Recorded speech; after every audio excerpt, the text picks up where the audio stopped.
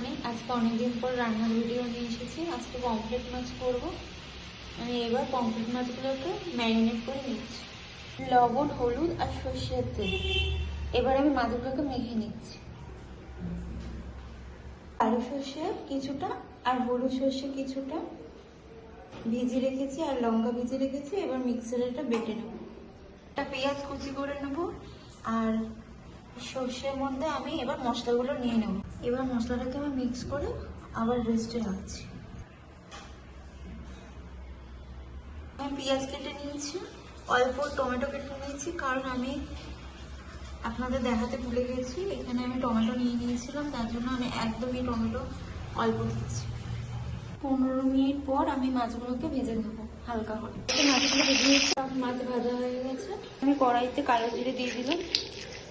এবার কুচনো পেঁয়াজগুলো দিয়ে একটু হালকা বাদামি করে নিই। এবার টমেটোগুলো দিয়ে দিলাম।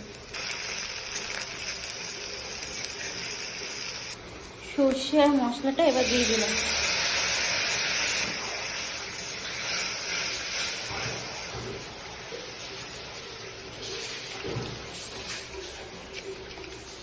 এটা হতে থাক।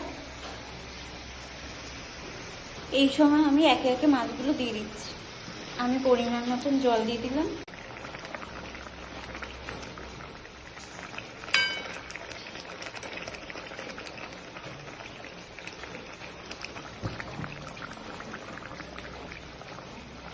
হয়ে গেছে।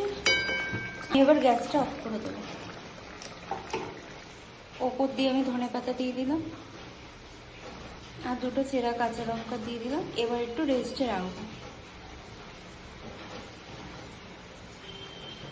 মাখা মাখা করে পমফ্রেটের ঝাল হয়ে গেছে।